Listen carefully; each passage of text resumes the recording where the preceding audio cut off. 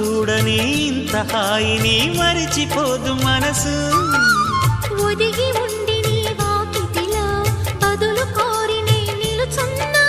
దారి తెలియని చీకటిలో వెలుగు చూసి కాదంటానా. ఊరించి ఇది ఏ మాసం? ప్రేమించే ప్రతి గుండెను అందెల సందడి చేసే హేమంతం ఇది. మన సొంతం అయినది. కిలకిల నవ్వే కోయిల కోసం వచ్చింది మధుమాసం. మిలమిల